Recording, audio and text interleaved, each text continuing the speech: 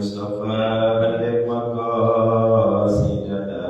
wa ghfir lana Ramadan ya wasi'al karami ya Rabbi bil Mustafa balligh maqasidana wa ghfir lana Ramadan ya wasi'al karami Muhammadun Sayyidul Kaunaini wa Thaqalaini wal Fariqaini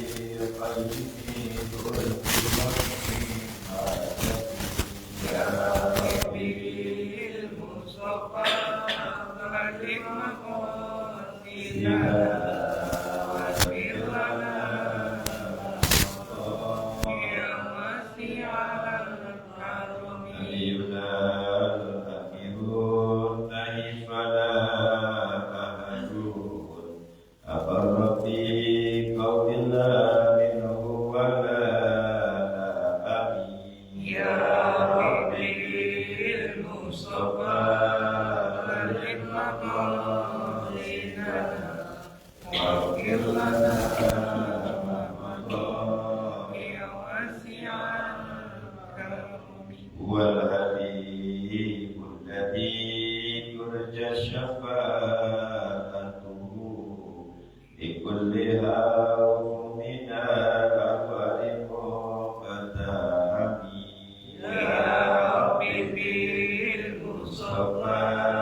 balligh maqasidana wa ghfir lana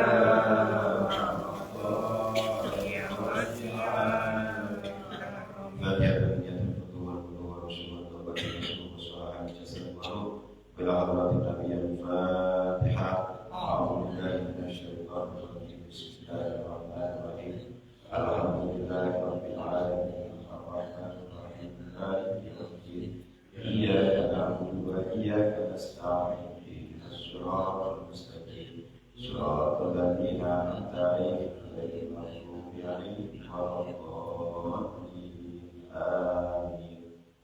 Allahumma salli wa sallim ala sayyidina Muhammad al-Fatih wa al-Khatim al-Sabah nasir al-hakim al-hakim wa al-hadi ila siratal mustaqim wa ala alihi wa sahbihi wa tabi'in.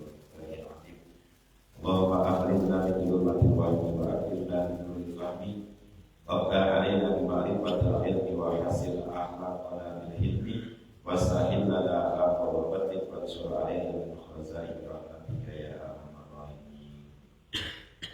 Para jamaah yang dirahmati Allah, khusus dalam pengurus DKM Masjid Jami Rodotul Arab yang saya hormati, juga para jamaah sekalian yang hadir pada kesempatan malam hari ini, malam Senin, seperti biasa 2 minggu sekali kita mengadakan kajian bulan Senin ini.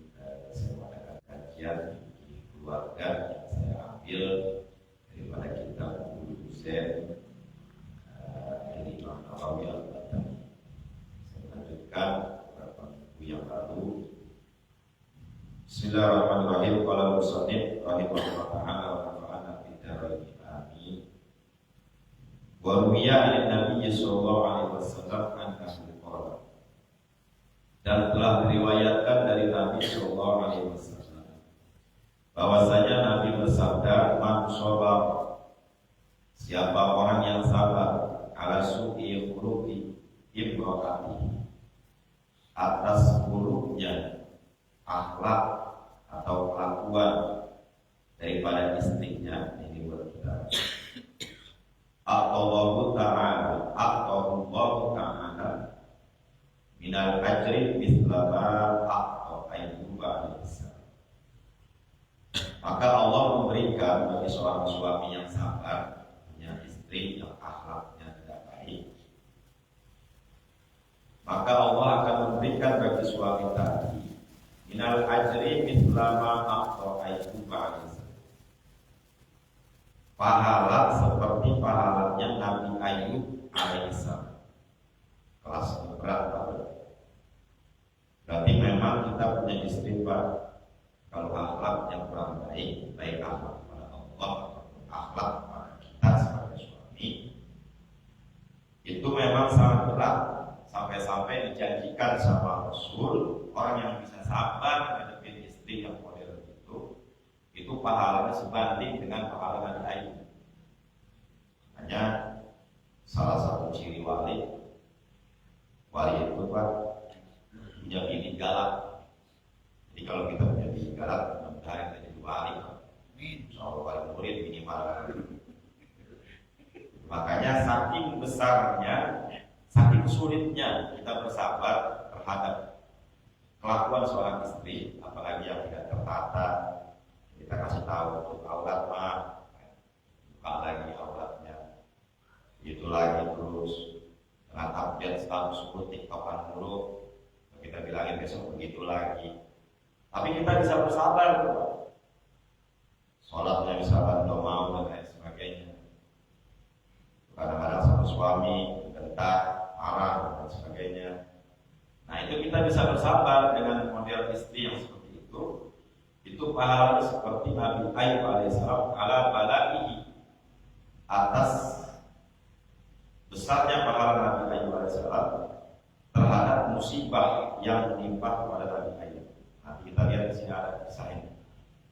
Bagaimana sih besarnya pahala Nabi Ayub itu? Di sini digambarkan. Allah Ta'ala ibtala bi arba'ati umur. Ini kisah Nabi Ayub itu. Maka Allah Ta'ala itu telah menguji kepada Nabi Ayub dengan 4 perkara, 4 kejadian yang menimpa Nabi Ayub. Sehingga Nabi Ayub itu salah satu nabi yang sabar dan pahalanya begitu besar.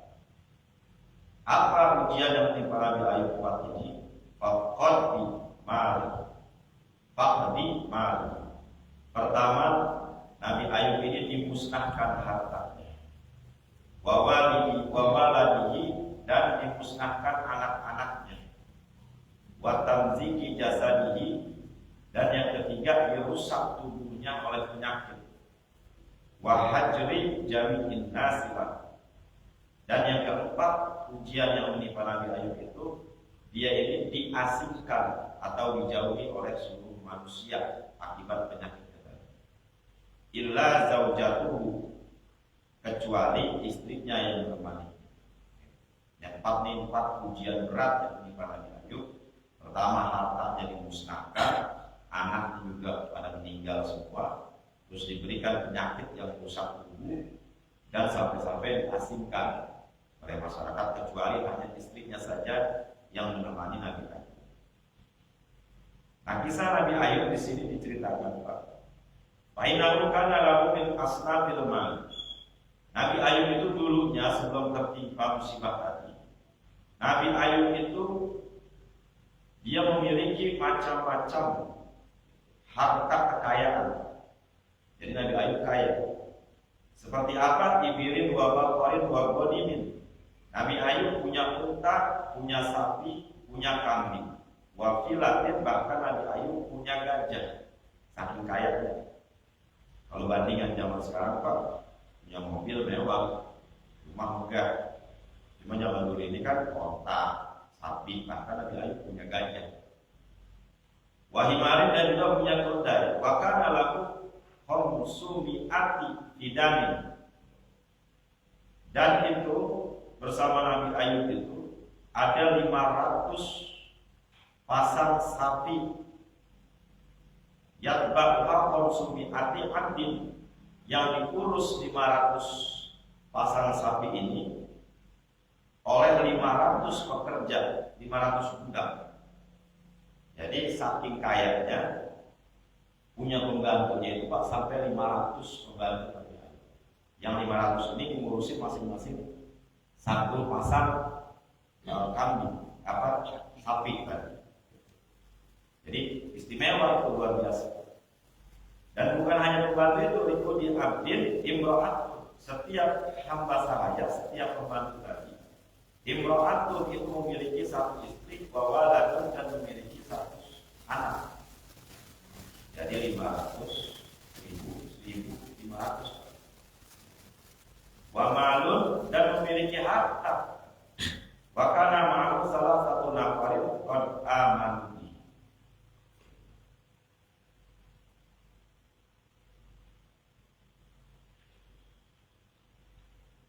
Dan 500 tadi pembantu tadi budak. Kalau budak ini sebetulnya Pak lebih parah dari pembantu. Nah, sekarang berbeda berbeda. Jadi budak itu semuanya itu bisa dijual-belikan budak itu. Manusia yang bisa diperjualbelikan itu namanya budak. Jadi lebih dari pembantu, lebih dari asisten rumah tangga budak. Nah, tapi Nabi Ayub ini punya 500 budak. 500 budak ini punya istri, dan dari 500 pasang suami istri ini punya anak satu-satu. Dan semuanya beriman kepada Allah dan dicukupi oleh Nabi Ayub. Luar biasa. 1.500 pembantunya yang bekerja kepada Nabi Ayub itu yang hanya mengurus sapi, belum yang mengurus gajahnya, belum yang mengurus dan lain sebagainya. Dan mereka ini semua beriman itu kepada Nabi Ayub, dan semuanya diberikan kehidupan oleh Nabi Ayub alaihissalam. Wa kanu kahulan, dan mereka itu adalah orang-orang yang memang beriman kepada Allah.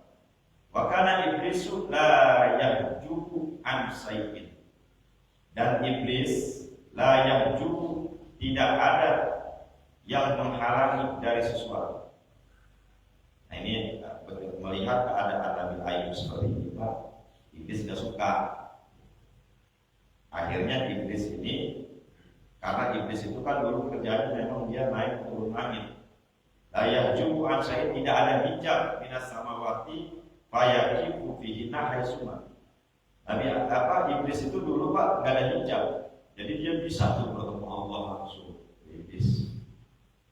Dan semenjak zaman Nabi siapa yang karena iblis ini sering kasih kabar yang tidak baik, sering bocorin rahasia-rahasia langit, maka ditutup. Sekarang nggak bisa. Tapi di zaman Nabi Ayub, iblis ini masih bebas, turun naik. Nah karena iblis ini bebas, fayaqifu fihi haitsuma arada fasami'a sholatul malaikah. Maka ketika iblis itu naik ke langit, terus turun lagi, nah dia dengar para malaikat ini lagi muji-muji Nabi Ayub. Jadi malaikat ini muji-muji Nabi Ayub, itu Nabi Ayub luar biasa, soleh, ahli ibadah, kaya raya. Nah iblis karena punya sifat hasud, fahasada wa qala, maka iblis punya sifat hasud. Wa qala, dan iblis berkata, ilahi, langsung lapor iblis kepada Allah. Najatu bi abdika Ayyuba fa wajadtuhu syakiran. Wahai Allah, kata iblis, nazartu, aku melihat di abdika, pada hamba Ayub, Nabi Ayub. Fa wajadtuhu syakiran, aku mendapatkannya dia ini orang yang bersyukur, kata iblis. Sifat hasudnya kuat. Hamidan, dan dia sering memuji kepada Allah. Ala walawin talaituhu laraja'a an syukrika. Maka iblis punya permintaan kepada Allah. Ya Allah, ingat, kata iblis, ingatlah, walawin talaitahu, jika engkau memuji dia Ayub, laraja'a, maka pasti dia akan kembali an syukrika, akan bersyukur kepada wa ta'atika, dan taat kepada. Kalau Allah Ta'ala intalik faktor. Nah ini jadi iblis ini muji Pak, nggak senang hasud, sifat hasud tadi. Makanya orang yang nggak suka dengan keberhasilan orang lain, hasud, terus ingin menjatuhkan, itu salah satu orang-orang yang mewarisi sifat iblis. Kayak kita jangan sampai ada. Iblis itu nggak suka. Ini melihat orang kaya raya, ahli ibadah, bersyukur, nggak suka. Dia minta langsung ke Allah. Ya Allah, boleh nggak nih saya muji Ayub? Dia mau wajar, ahli ibadah juga yang terkenal, hartanya banyak, kekayaannya banyak. Jadi kalau Nabi Ayub itu bersyukur, terus dia beribadah kepadamu, ya Allah wajar, karena memang enak hidupnya, nggak mikirin apa-apa istilah kita. Hartanya udah kecukupan semuanya, makanya wajar dia beribadah. Boleh nggak saya kasih Nabi Ayub itu pujian? Kata iblis. Allah berkata kepada iblis, Allah Ta'ala lalu, intalik faqad salatuka ala mali. Maka kata Allah Subhanahu wa taala kepada iblis, "Wahai iblis, pergilah kamu. Maka sungguh kata Allah, aku kuasakan kepadamu ala mali atas hartanya Ayub." Jadi iblis dikasih kuasa.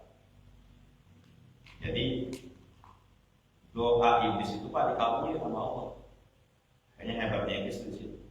Kalau sama Allah takut dia Pak. Cuma kan satu sifat iblis cuma sombong aja, nggak mau sujud sama Nabi Adam, gengsi dia. Selain itu dia takut sama Allah dan doanya dikabul. Yang buktinya ini, ketika dia nggak suka dengan Ayub, dia pengen memuji Ayub. Kata Allah apa? Dia minta, ya Allah, saya boleh nggak memuji Ayub? Kasih. Tuh silakan, aku kuasakan harta Nabi Ayub. Kalau emang kau bilang Ayub ini ibadah karena hartanya, aku serahkan harta kepadamu. Dalam redaksi hadis ini panjang Pak, saya ceritakan aja dah. Jadi begitu diserahkan itu harta Nabi Ayub tadi, hewan ternaknya semuanya, kebunnya semuanya diserahkan kepada iblis tersebut. Fatolaka wajah maha aparita, maka iblis bilang, waduh senang kasih kuasa. Maka apa itu iblis? Wajah maha aparita, dan iblis itu mengumpulkan iblis-iblis. Iblis-iblis itu dari golongan jin Pak. Makanya kalau kita bicara ada jin iblis itu benar, di kitabnya ada. Jadi golongan iblis ini adalah jin yang bersekutu kepada iblis, golongan jin jahat. Nah dikumpulin tuh sama iblis, iblis asyayatina wal jin, dari golongan setan dan jin. Wa qala lahum, dan berkata iblis kepada mereka, qad sulitu, sungguh aku telah diberikan kuasa ala mali Ayub atas hartanya. Wa qala li iblis, maka si iblis tadi memerintahkan kepada iblis, iktil ibila wa ri'atiha fa ahrikha. Perintahnya apa kepada iblis tadi, pada jin iblis? Katanya kamu harus ambil itu daripada harta-hartanya, harta-harta Nabi Ayub, wari'atiha, dan kepada pengembala-pengembalanya, fa'ahrikha, maka bakarlah unta-unta dan termasuk pengembala-pengembalanya yang berusia.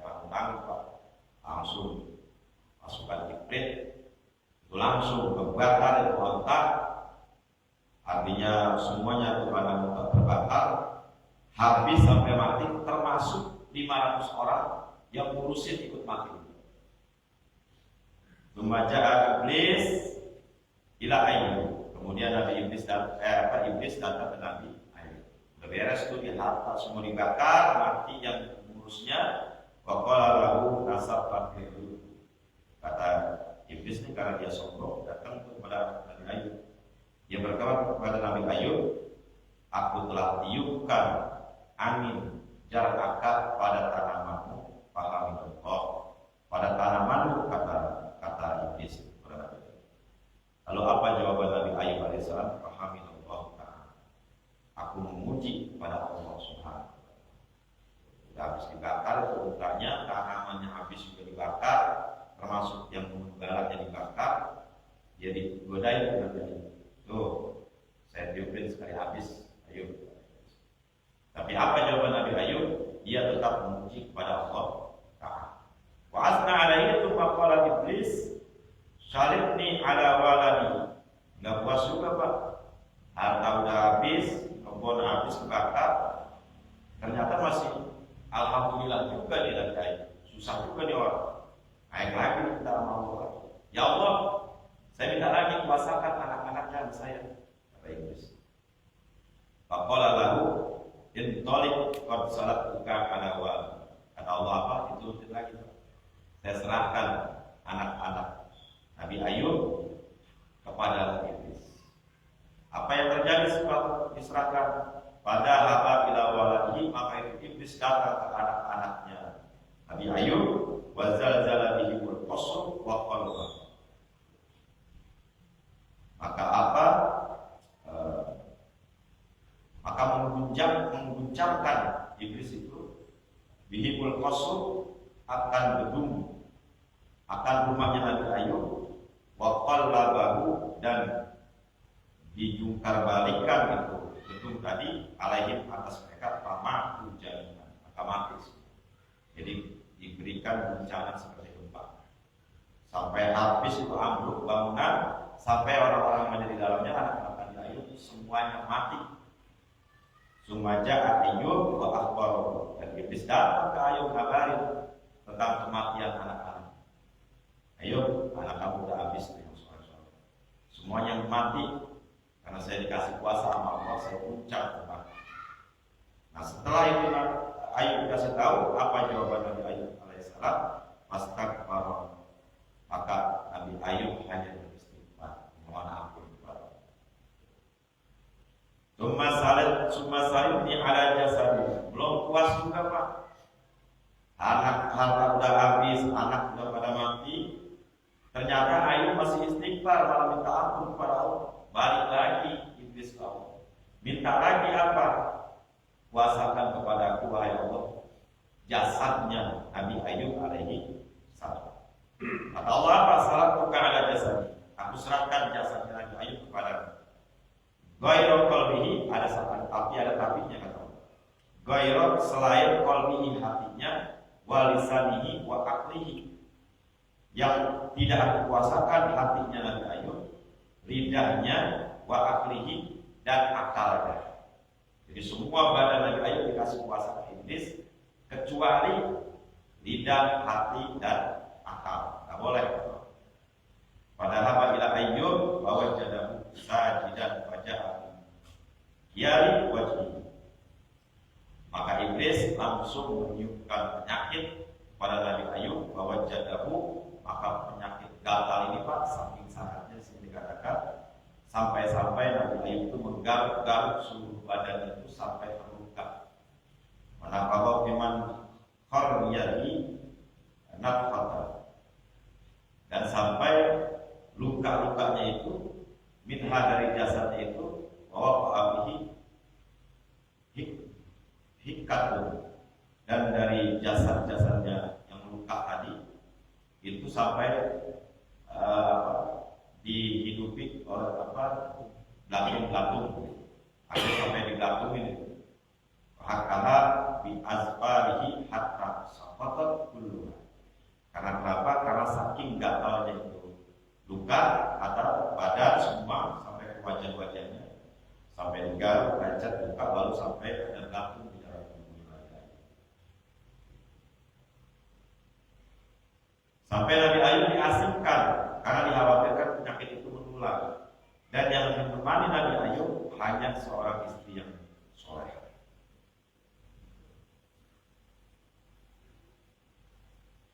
Dan melihat keadaan seperti itu, iblis tetap memantau. Akhirnya apa yang terjadi? Ternyata di tengah-tengah penyakitnya yang sudah begitu kronis, bahkan diasingkan dari penduduk, Nabi Ayub itu tetap dia selalu beribadah kepada Allah Subhanahu wa Ta'ala. Nah ini luar biasa ya Nabi Ayub. Hanya ada istri solehah yang menemaninya satu-satu, yang memberikan makanan dan lain sebagainya.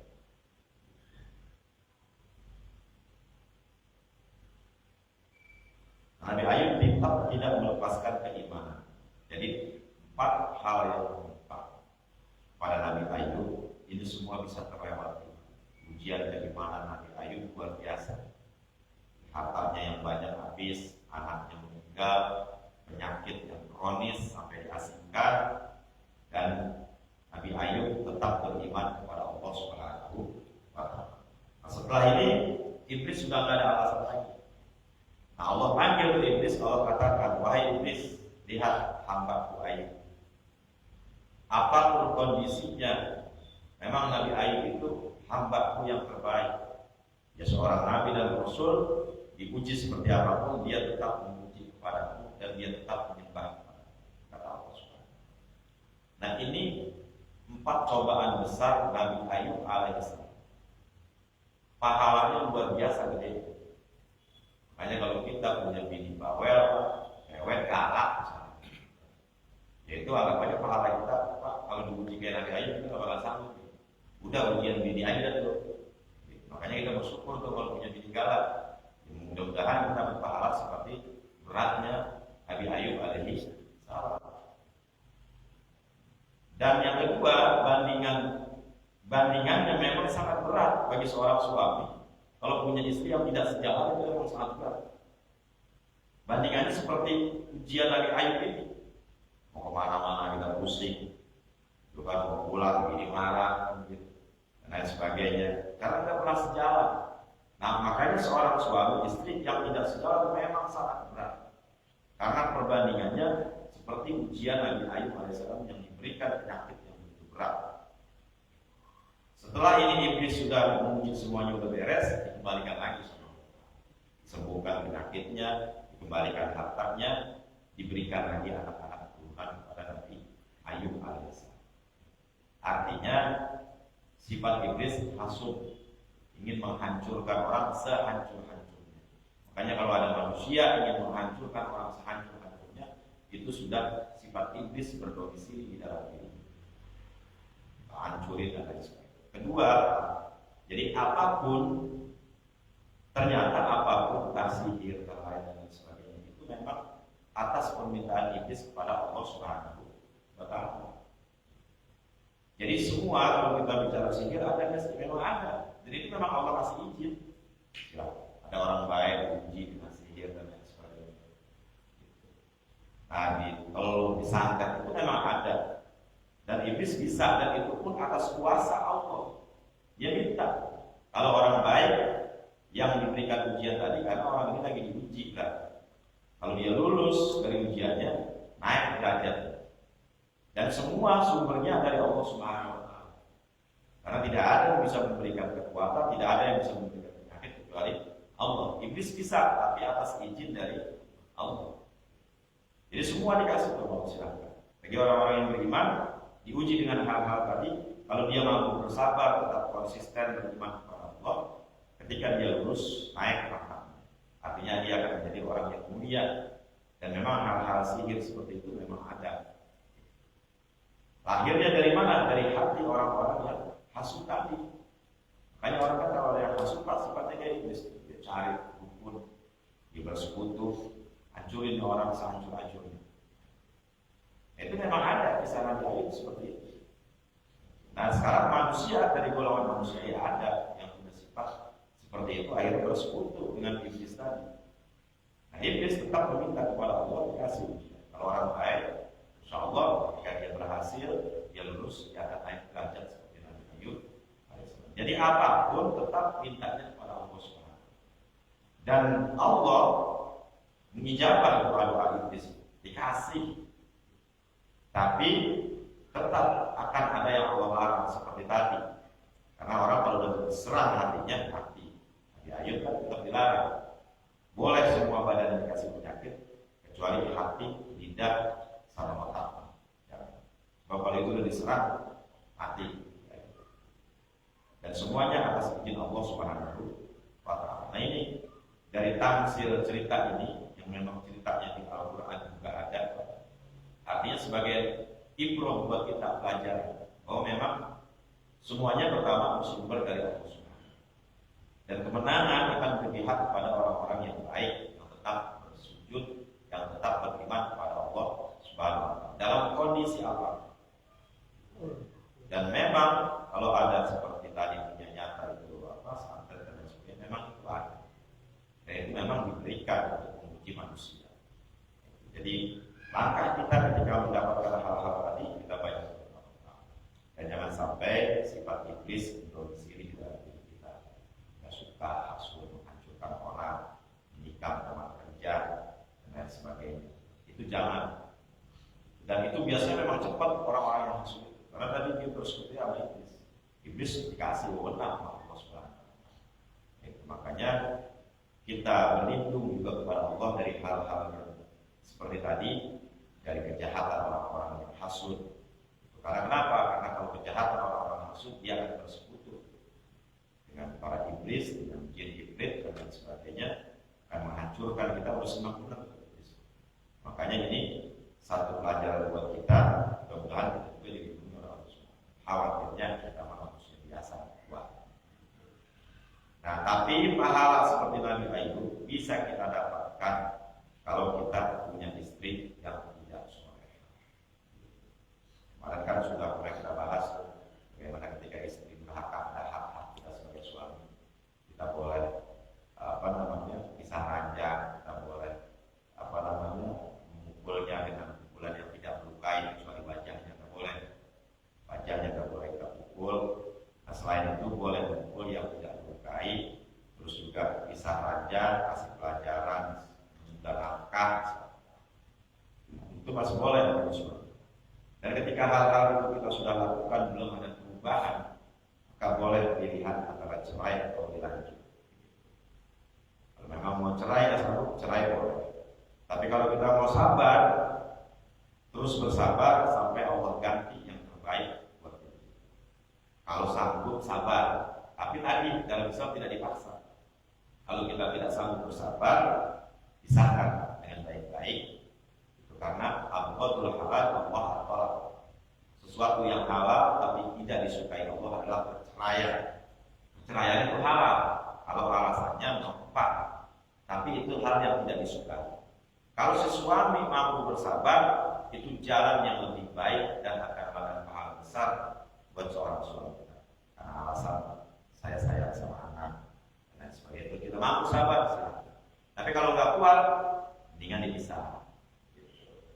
Nah, dipisah ini dalam arti karena pisah ini, dan tidak boleh juga seorang suami menggantung status istri. Itu dosa. Artinya dicerai enggak,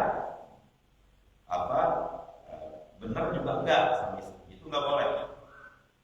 Boleh bagi suami memberikan keputusan. Kalau masih sayang, masih cinta, terusin. Kalau tidak sayang, tidak cinta, lepas dan biarkan dia mendapat jodoh dari yang lain. Enggak boleh kita menggantung status seorang perempuan.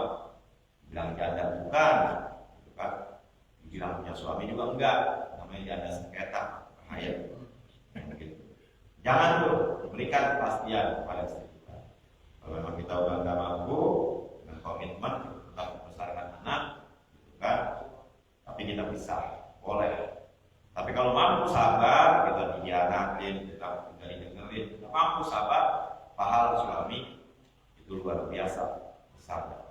Sampai nanti Allah kirim pengganti yang lebih baik. Kalaupun seandainya suaminya mati duluan, insya Allah masuk surga. So nanti dikasih ganti bidadari kalau kita yang mati duluan. Tapi kalau kita masih hidup, nanti istri yang durhaka tadi mati duluan, insya Allah Allah ganti juga dengan yang terbaik. Nanti banyak kisah-kisah mengenai kesabaran seorang suami, termasuk nanti ada juga kisah kesabaran seorang istri terhadap suami yang tidak baik. Ada juga di sini. Makanya kita ini sebetulnya biar ada seimbang. Ada cerita suami, ada cerita istri. Ada kewajiban suami, ada kewajiban istri. Ada yang dilarang oleh, ada yang Allah larang untuk suami, ada yang Allah larang untuk istri. Di sini ada semua. Nanti bertahap sedikit demi sedikit kita bacakan. Itu bekal untuk kita sebagai seorang suami. Yang tidak dibolehkan adalah menggantung status orang istri. Kalau memang sabar, lanjutkan dengan penuh kesabaran. Kalau tidak sabar, boleh dipisah dengan cara syariat. Itu saja para jamaah sekalian, taklim kita malam hari ini, mudah-mudahan ada hikmah buat kita yang bisa kita ambil. Mudah-mudahan Allah memberikan kita kesabaran dalam menjalankan rumah tangga. Sama-sama kita belajar dalam urusan rumah tangga. Itu sama, masih muda, kita masih muda, masih banyak kita harus belajar dan banyak-banyak bersabar sebagai pemimpin dalam rumah tangga. Itu saja. Mari sama-sama kita akhiri dengan Subhanallahumma